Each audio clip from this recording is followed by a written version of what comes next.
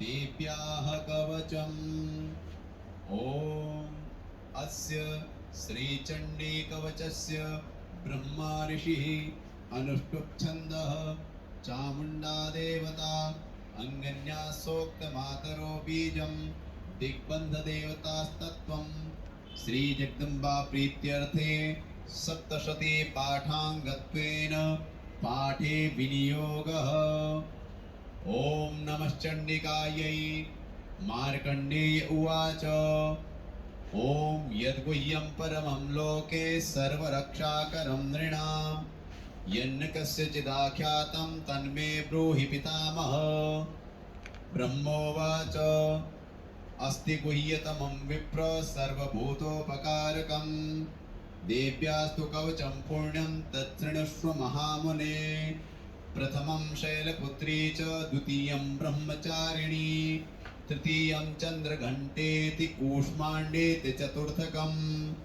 पंचमं स्कन्दमातेति षष्ठं कात्यायनीति च सप्तमं कालरात्रीति महागौरीति चाष्टमं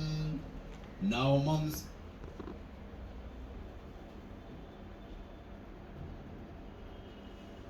यनीति च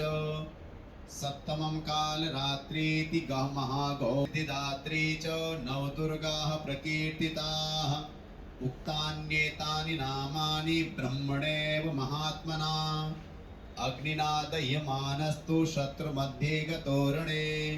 विषमे दुर्गमे चैव भयार्ताः शरणं गताः न तेषां जायते किञ्चित् शुभं रणसङ्कटे नापदं तस्य पश्यामि शोकदुःखभयं नहि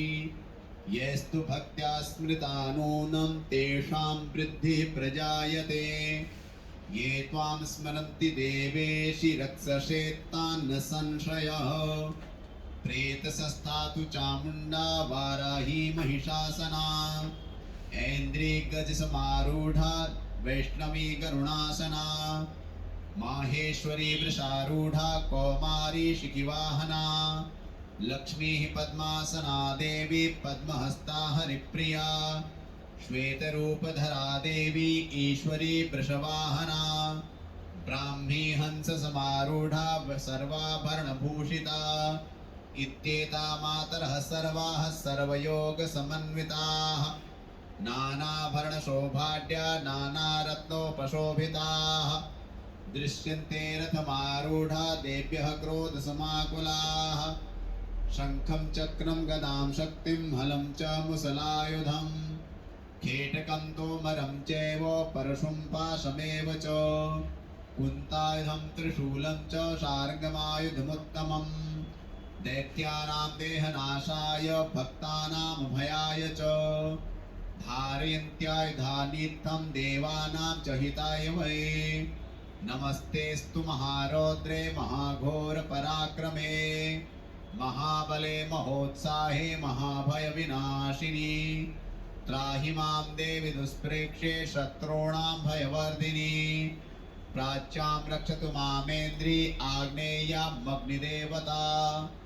दक्षिणेवतु वाराही नैऋत्यां खड्गधारिणी प्रतीच्यां वारुणी रक्षेत् वायव्यां मृगवाहनी उदीच्यां पातु कौमारी ऐशान्यां शूलधारिणी ऊर्ध्वं ब्रह्माणि मे रक्षेत् धस्ताद्वैष्णवी तथा एवं दश दिशो रक्षेत् चामुण्डा शववाहना जया मे चाग्रतः पातु विजया पातु पृष्ठतः अजिता वाम पार्श्वे तु दक्षिणे चापराजिता